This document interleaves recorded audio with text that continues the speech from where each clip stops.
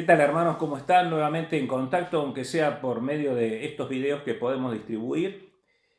La idea es empezar a tener nuestra escuela bíblica, aunque sea de forma virtual, la escuela bíblica que tenemos todos los martes, y poder ir tomando y dando las materias que corresponderían a cada martes. Esperamos que pronto nos podamos juntar y estar todos en la iglesia estudiando juntos la palabra de Dios, pero mientras tanto la tecnología nos permite estar juntos también por medio de estos videos.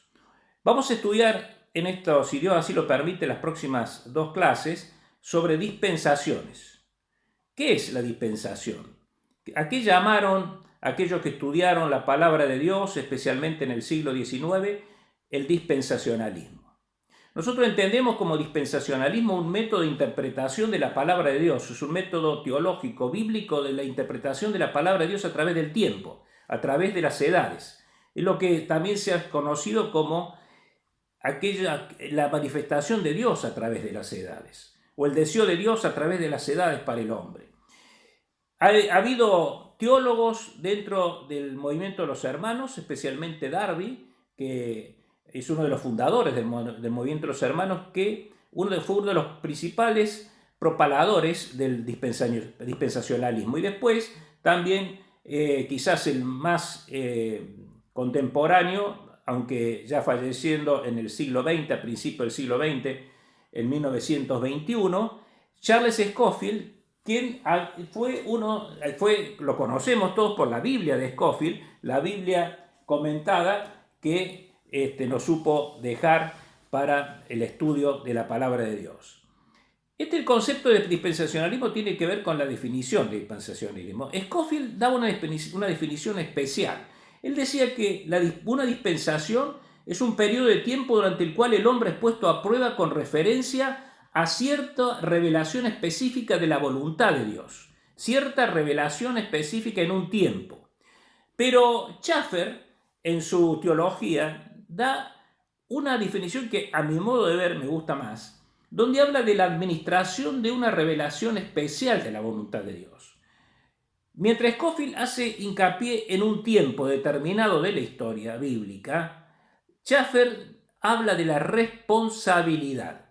Esa responsabilidad del hombre administrando la voluntad de Dios es la que va a determinar o no ese tiempo. Esa es la idea.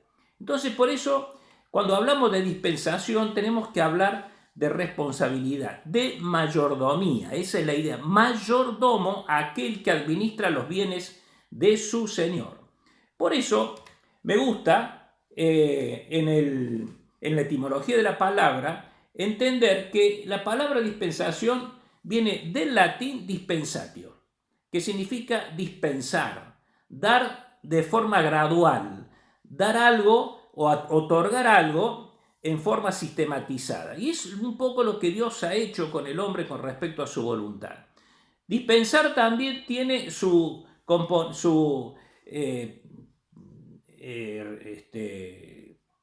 en el griego tiene también lo que llamaríamos su paralelo, ¿no? La palabra dispensación. En griego es oikonomía. ¿Qué significa economía? Significa administrar o administración. El ecónomo es aquel que administra. Es el mayordomo, es la idea de mayordomo. El ecónomo es el mayordomo.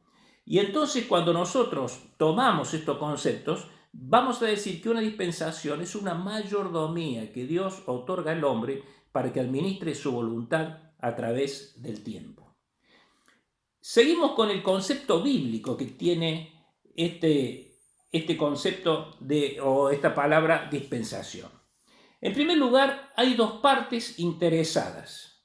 Hay un señor y hay un mayordomo. Hay una relación asimétrica porque el señor es el que da al mayordomo las facultades de administrar su voluntad, de administrar sus bienes en este caso, ¿no es cierto? En el caso de Dios, la voluntad de Dios. Decimos también que el concepto bíblico nos muestra de un principio de responsabilidad específica. El mayordomo tiene una responsabilidad con su señor. Esa responsabilidad le lleva a tener que rendir cuentas, a tener que un día decir, mire, señor, esto es lo que hice yo con la mayordomía, con los bienes que usted me ha confiado. Y ese rendir cuentas puede llevar a que ese mayordomo, si no ha cumplido bien su deber, pueda ser removido. Mire, vamos a ir a las Escrituras y vamos al Evangelio según San Lucas, en el versículo 16, donde tenemos una parábola que todos conocemos, que es la parábola del mayordomo infiel. Y ahí vamos a encontrar estos 4 puntos para que nosotros podamos entender cuál es el concepto de dispensación o de mayordomía. Versículo 1 del capítulo 16, según Lucas. Dijo también a sus discípulos: había un hombre rico que tenía un mayordomo, y éste fue acusado ante él como disipador de sus bienes. Entonces le llamó y le dijo: ¿qué es esto que oigo acerca de ti? Da cuenta de tu mayordomía, porque ya no podrás ser mayordomo. Fíjense qué interesante, porque acá están los 4 pasos. Primero, la parte interesada, el Señor que da a su mayordomo la orden de que administre sus bienes. Es esa relación asimétrica. En segundo lugar, el principio de responsabilidad. El mayordomo es responsable de su señor de administrar sus bienes. En tercer lugar, la rendición de cuentas. Dice el versículo 2, da cuenta de tu mayordomía. Y después, en el mismo versículo, dice, ya no podrás más ser mayordomo.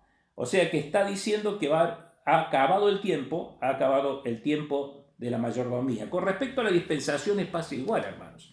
Hay un tiempo en que el hombre, al fallarle a Dios en su mayordomía, en su administración de su voluntad, ha tenido que ser removido de esa mayordomía. Miren, si nosotros vamos a la primera dispensación, que es la dispensación de la inocencia, nos vamos a remontar a Adán allí en el huerto del Edén.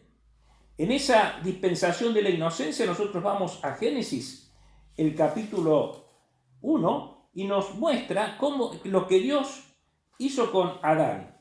Una vez que Adán ha sido creado, dice versículo 27 del capítulo 1 de Génesis, y creó Dios al hombre a su imagen de Dios los creó, varón y hembra los creó. Y los bendijo Dios y les dijo: fructificad y multiplicaos, llenad la tierra, sojuzgadla y señorad en los peces del mar, en las aves de los cielos y en todas las bestias que se mueven sobre la tierra. Y dijo Dios: he aquí os he dado toda planta que da semilla, que está sobre toda tierra, y todo árbol que hay fruto y que da semilla, os serán para comer. Y a toda bestia de la tierra, y a todas las aves de los cielos, y a todo lo que se arrastra sobre la tierra en que hay vida, toda planta verde le será para comer. Y así fue. Fíjense lo que dice el capítulo 2 del mismo libro de Génesis. Dice el versículo 15: tomó pues Jehová Dios al hombre y lo puso en el huerto de Edén para que lo labrara y lo guardase. Y mandó Jehová Dios al hombre diciendo: de todo árbol del huerto podrás comer, mas del árbol de la ciencia del bien y del mal no comerás, porque el día que de él comieres ciertamente morirás. Todos conocemos cuál fue el resultado de esa administración de Adán y Eva en el tiempo de la primera dispensación o dispensación de la inocencia. Un fracaso rotundo del hombre.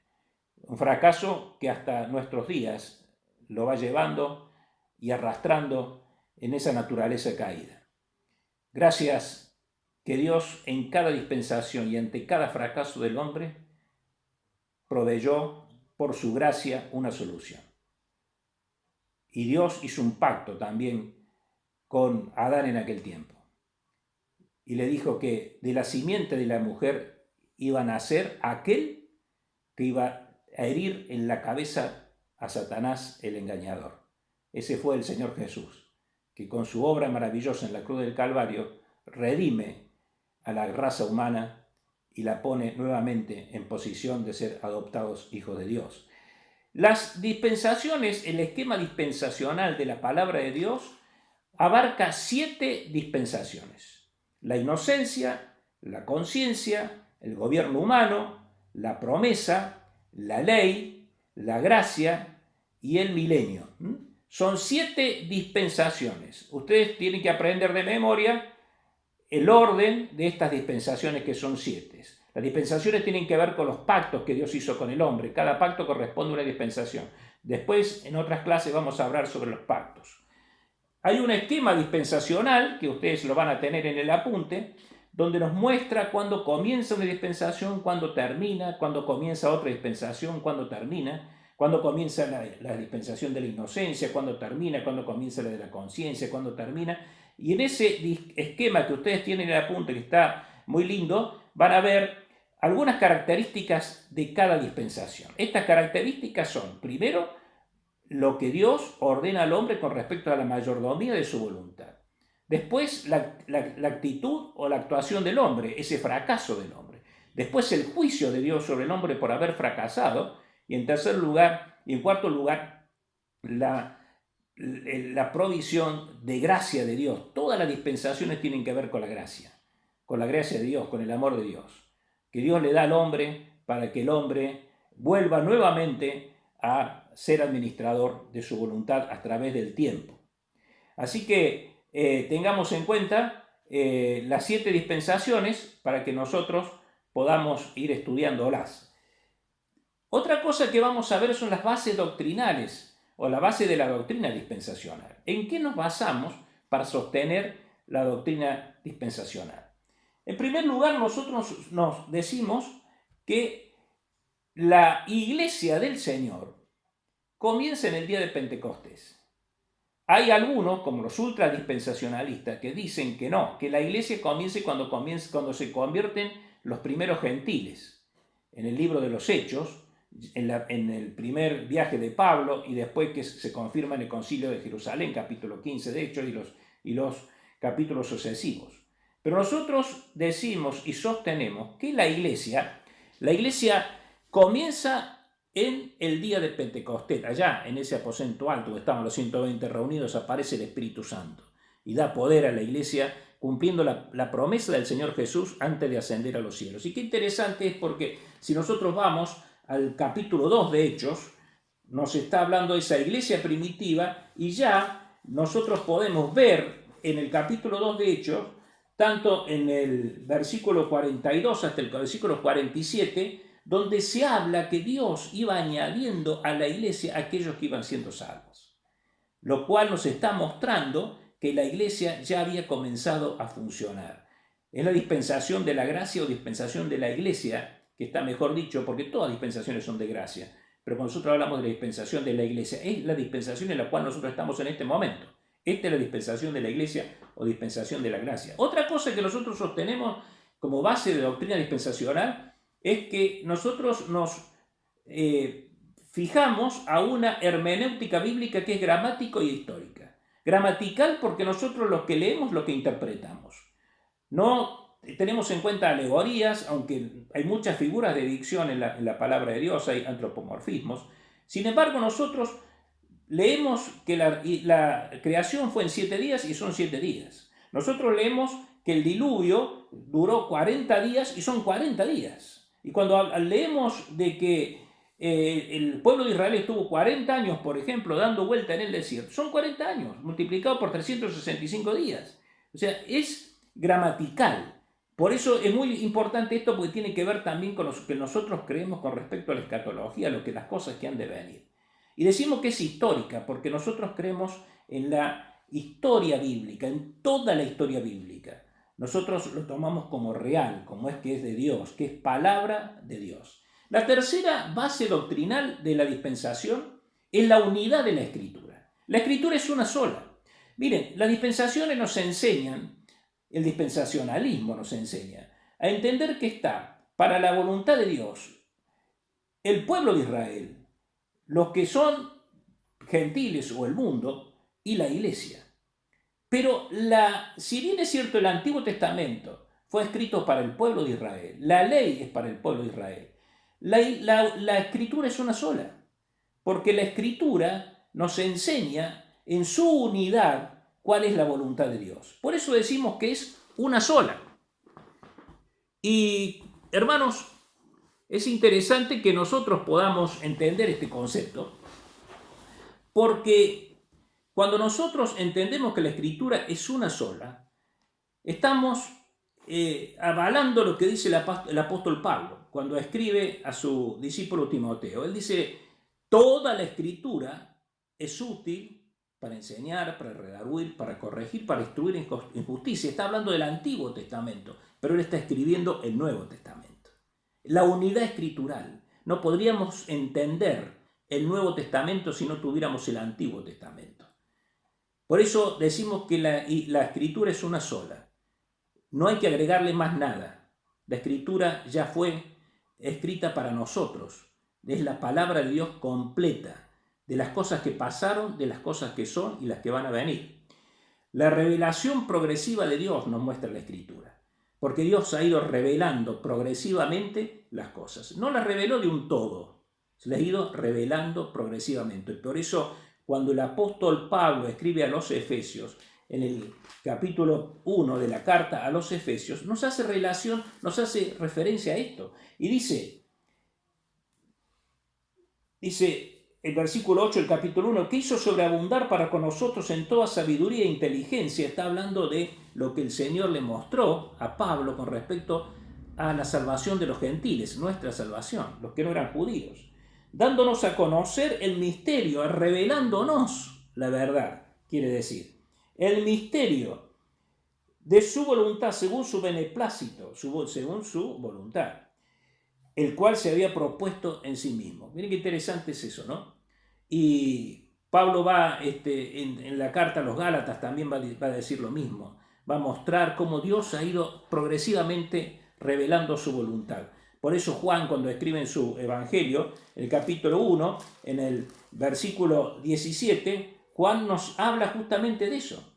Fíjense, si nosotros vamos al Evangelio de Juan, el capítulo 1, versículo 17, nos está mostrando esta verdad. Dice así, pues la ley por medio de Moisés fue dada, pero la gracia y la verdad vinieron por medio de Jesucristo. Nos está mostrando esa verdad y esa revelación progresiva de la palabra de Dios. Lo mismo dice Hebreos, cuando nosotros vamos al capítulo 1, donde nos dice cómo fue la palabra entregada. Dice, Dios habiendo hablado muchas veces y de muchas maneras en otro tiempo a los padres por los profetas, en estos postreros días nos ha hablado por el Hijo, a quien constituyó heredero de todo y porque asimismo hizo el universo. Entonces, tenemos como base doctrinal el comienzo de la iglesia en Pentecostés, la hermenéutica gramático-histórica para interpretar la palabra, la unidad de la escritura y la revelación progresiva de Dios, y por cuarto lugar, la escatología premilenial.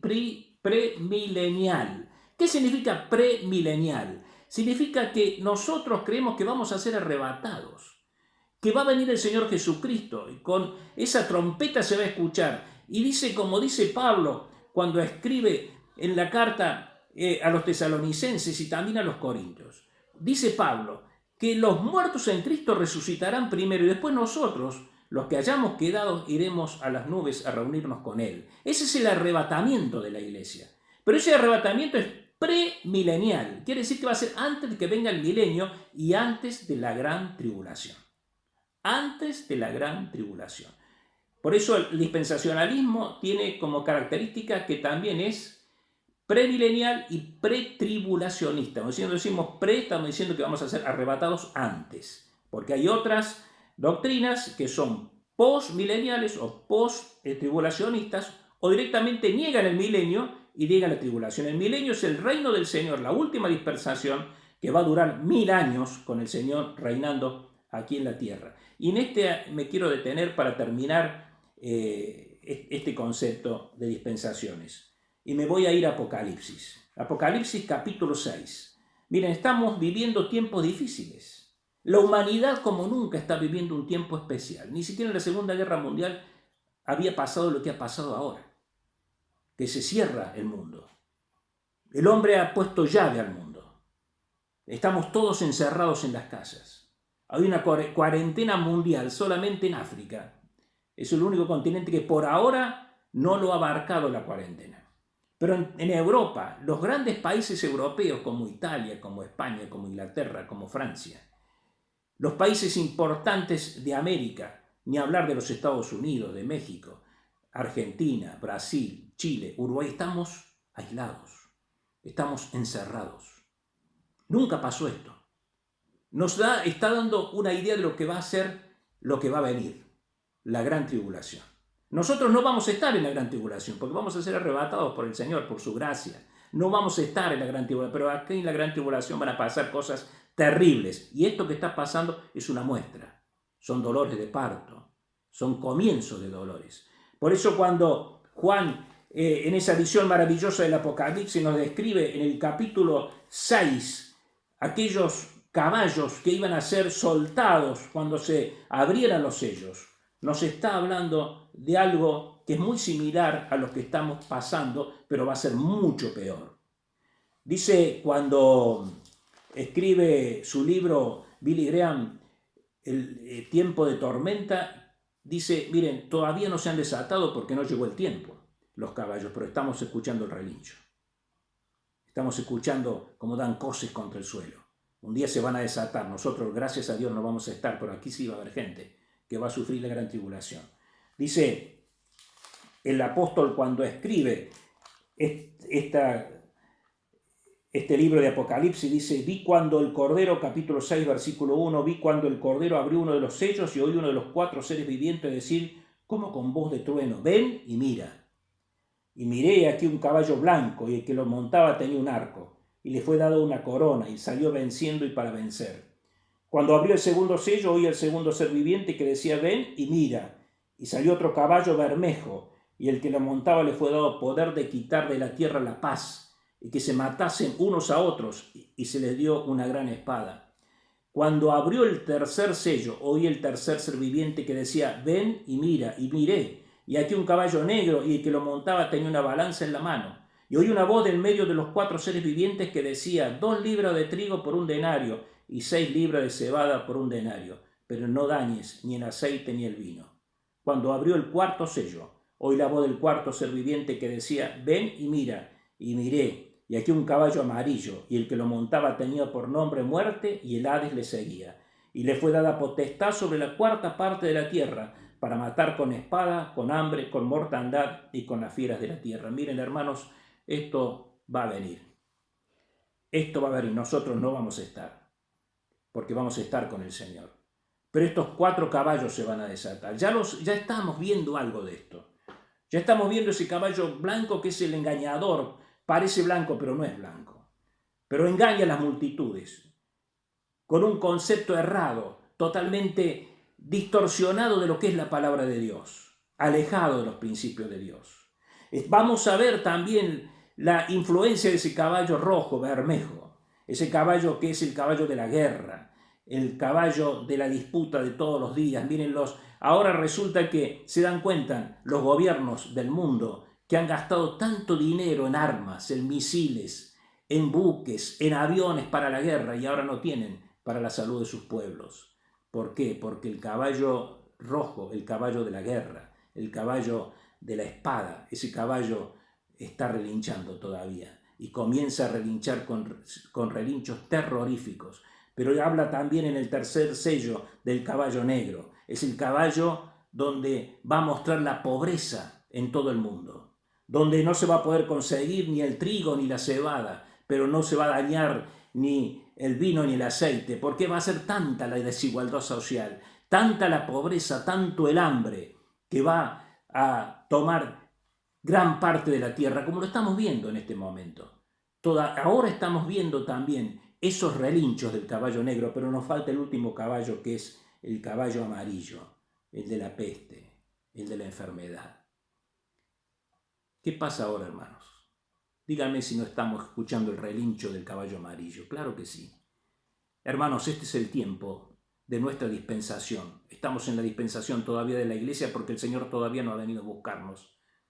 Pero cuando venga a buscarnos ya no vamos a poder predicar como ahora lo hacemos. Prediquemos el Evangelio.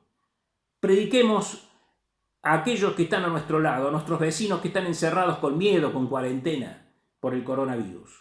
Prediquémosles y digámosles que hay salvación todavía en Cristo Jesús, que todavía pueden tomarse de las manos ensangrentadas y horadadas de Cristo para ser llevados por Él a la gloria y evitar la gran tribulación, porque va a venir, hermanos, va a venir. esto que está pasando nos está mostrando que es cierto, va a venir. Hermanos, podamos alentarnos también los unos a los otros, sabiendo que quizás no falte tanto para que estemos con el Señor para siempre jamás. Que el Señor nos bendiga, que tengan un buen día.